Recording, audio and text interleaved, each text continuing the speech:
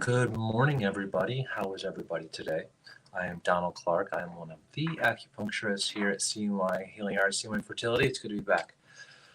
Well, I'll tell you what, it's been, we went straight from winter to spring to summer. So spring was like this long. And it's kind of chilly today, but it's going to be 85 tomorrow. So all of our blossoms are out and the flowers are out, and here it comes. We were hoping for maybe a little bit more spring, but I think we're just going to go right into summer. I hope everyone's well. Normally I'm here on Fridays, but I will not be in the office tomorrow. So I wanted to just do a quick video dump on sperm, right? And so we want to talk a little bit about sperm health and things that we can do to keep our sperm healthy. In our fertility journeys, we often forget about the sperm, right? But that's such a major part of what we do is sperm health. And there's a lot. Just to give you a little, put it into context. There's some studies that show male factor is 50% or 50% plus the reason for infertility, and that's huge, right? And we don't talk a lot about it, but we're going to talk a little bit about it today, and hopefully we can clarify some things for you. Now, if you find that the audio on this is poor or the video is poor, just let me know, and we'll stop and start again. And but other than that, we'll just keep right on going. Cheat sheets. So sperm. What are some of the things that can cause damage to sperm? Well, there's a few of them actually, and ideally, what we want a nice, healthy sperm cell structure with a lot of fluid for that sperm to swim in, right? We want a lot of seminal emission to keep a nice, healthy environment for that sperm. And there's a few things we can do to make sure that we are cultivating a healthy sperm sample for, pregnancy, for family planning, giving a sample, donor, what may it be. So, obviously some of the big obvious pitfalls to degrading of the sperm are smoking, right? And heat. Sperm doesn't like heat, right?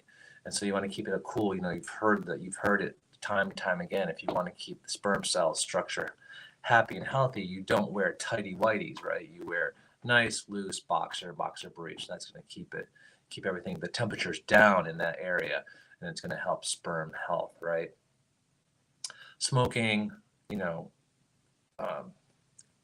compacting, right? Like restriction, right? So if you're a cyclist, right, and you're constantly, compressing that area, you're not getting a lot of blood flow, right? And so you want to keep the blood flowing, you want to keep the oxygen flowing, all of that. Another thing, chlorine, right? Chlorine sperm does not like chlorine. So, if you spend a lot of time in the pool, if you do laps, or if you spend a lot of time soaking in hot tubs, hot tubs are like bam, bam, double whammy. You've got chlorine and heat. So, if you spend a lot of time in the pool, I encourage you to minimize the amount of time you spend in the pool. Don't do as many laps per se. Try not to soak in a hot tub, right? Again, we want to create the best environment possible for sperm cell development. Stress, we've talked about it. Stress kills everything, right? It's bad for everything, but it's also bad for sperm cell, right? It's production and the motility and mobility of it. So, you want to make sure that you're doing things to maintain and limit your stress, right? We should be doing that every day anyways. And that's important as well. Medications, you have to be careful of what medications you might be on. Cheat sheet. Low testosterone, certain medications can cause low testosterone, and that's going to affect sperm production as well. So, living simply. I always say living simply is the best way to go, and it truly is the best way to go. Going hard is not going to get you anywhere. It might get you there a little quicker, but it's not going to benefit you any more than if you go a little slower at it. People forget or often don't understand or don't know that sperm cell takes roughly 70 to 90 days to mature. So the sample that you give today has been growing for 70 to 90 days, and that's really important, right? And so a lot of the time we think that I've done all this stuff to build my sperm. I've done all this stuff to make my sperm healthier, and I feel better, and my sperm count is higher, and everything looks good. And it's okay now to go back to some of those things that I could do before, but that's not true, because once conception has taken place, or once you have given your sample, you need to be on call essentially in case something happens with the pregnancy or with conception, or the cycle doesn't work. So you need to be able to provide another sample, another fresh, healthy sample. So you can't get back at it because it takes 70 to 90 days. So if you have to keep that good sperm health up for the foreseeable future, 2-3 months in, just to get through, some of that guessing game, some of those windows, some of those milestones, 8 weeks, 10 weeks, 20 weeks, and you just want to be as healthy as possible in case you need to give another sample. So, you just can't get back at it. And so stay healthy. Other things that can cause low sperm quality or sperm health are varicosity. So, and those are the venous constrictions of the testicles. So if you have varicosities, take care of them. That extra blood flow around the testicle is going to up the heat, up the temperature of it a little bit, and that's going to damage the sperm cell. Diabetes, can also cause problems with sperm production. If you've had any kind of STD in the past, that's going to cause problems with sperm mobility, sperm production. So all of those, you need to kind of cross off the list. And as you're starting to prepare for family planning, if you have any of those, take action sooner than later to help correct that. Because in the long run, it's, like I said, male factor, sperm factor is 50% of what's going on in infertility. So keep that in mind, okay? A lot of time we think, a lot of women think, oh, it's just me, but actually it might be you, but it also might be your partner as well, or the donor sample. But if you're getting a donor sample, it's screened and proven, to be good to go. So it's the male factor. Keep that in mind. Some of the simple things that you can do for this is live simply, live live holy, right? Try not to live in the fast lane all the time. And if you're going hard and you're burning the candle at both ends and you're burnt out, it doesn't matter what kind of medications you have, or the doctors you have, or the acupuncturists you have. Your body's burnt out, right? And it's not going to respond as well to certain treatments as it would if you were rested and healthy. Keep that in mind. Don't go hard. Manage your stress, right? We always say manage your stress.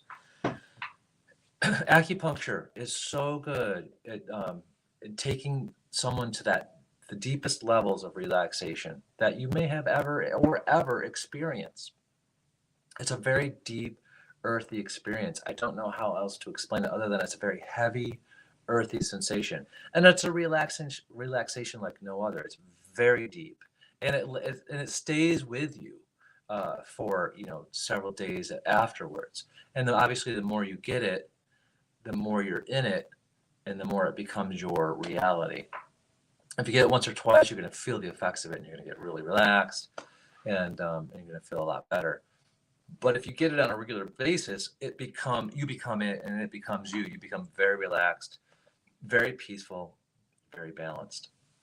You're not so reactive, right? You're more, you kind of watch stuff come at you, and you don't react so much.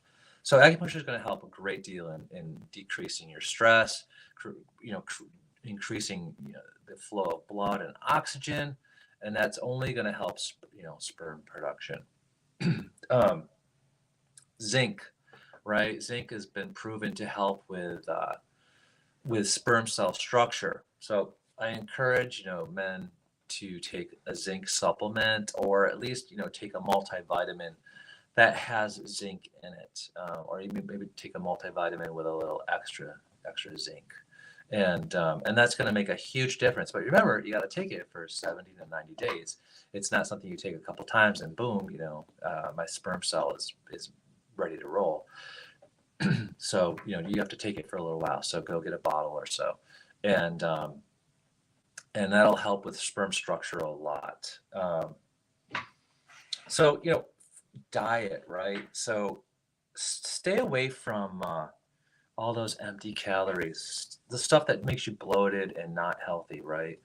And try to eat less calories, right? It's so easy just to like hammer in all kinds of calories because it's everywhere, right? You want something to eat, you just go to the store and get it, or the gas station, or wherever, your pantry.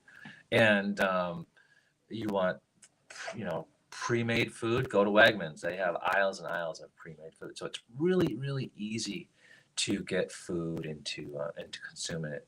So, but it's not doing us any good, right? It makes us feel good, better at the moment, but the bottom line is that it's making us bloated, and we're eating all the wrong things, and we're at the end of the day we're not as healthy. We're a little bit more unhealthy, and I equate that to we're not going to live as long, right? I want to live a long time, and I want to live a long time healthy. So cut back on calories. Try to eat higher fat foods. So you're cutting back on all the wrong things, and you're trying to incorporate more of the good things, right? More of the high fat food. It fills you up, and it has everything that you need to survive. So don't. And I hate to use this word, but it's true. But don't poison yourself with all the crap. Don't fall victim to all the marketing, right? You're better than that. So lower caloric intake, eat a little bit better, eat some more higher fat foods. All that's going to help with your overall health and your sperm production, right? If you're constantly eating refined foods, and high sugary drinks and whatnot, it's not going to do you any good. So try to stay healthier. Um, yes, all that malfactor. Um, you know, we have an andrology department here, and it is top shelf. It really truly is. It has all of the state of the art technology, state of the art equipment. Um, everybody, our all of our andrologists are highly trained individuals.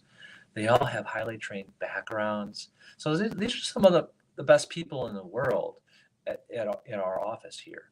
And you know, they will answer your questions. If you have questions, contact them. Simple questions. And I think you'll find that it's not as invasive or as expensive as you might fear it to be. It's quite affordable. A lot of these tests, a lot of these procedures. So, please contact us. Contact me. I'm available on Wednesdays for personal consultation. You can email me or set it up through the office, and we can chit chat. Um, yeah, I mean, sperm health. It's a huge factor, and we forget about it, and no one really talk. I mean, people talk about it, but it's not like you think, oh, fertility. It's a woman's journey. Well, it is a woman's journey. It's a family journey, but it also can be a very personal man's journey too. And there's a lot of reasons why we might not have sperm. It could be a lot of reasons: illness, you know, trauma, all kinds of stuff. So it's not small. It's not a small portion of it anymore. It's a big portion. And as we go along and as people go through their family planning, you'll hear more and more about it. And but it's treatable. It's you can work with it. It's not a sentence by any means. So don't feel like it is. I'm just gonna put my glasses on here because I can't see any of these questions. I don't, can trazodone affect sperm? I'm not sure. That's a good question. That would be a question for, one of the nurses or Dr. Kilt's supplements. My husband, increased sperm. We did talk about zinc a little bit, and tips for low morphology. Everything we've talked about will help with that. And like, I can't stress it enough. Don't smoke, right? It's proven. Too much alcohol, too much tobacco, too much cannabis can just destroy sperm cells, right? So, no alcohol and drugs, no cannabis, no cigarettes. Try to live simply. Try to not work so much, not be so hard, right? Try not to be so hard in life. Try to be soft, right? Try to live a little quieter, a little holistic. I hope that helps everybody. I'm sorry I'm not here tomorrow. I'm taking my dog to the vet. He has a big surgery day. And but please, contact me if you have any questions, and I'd love to chat with you individually. Thank you.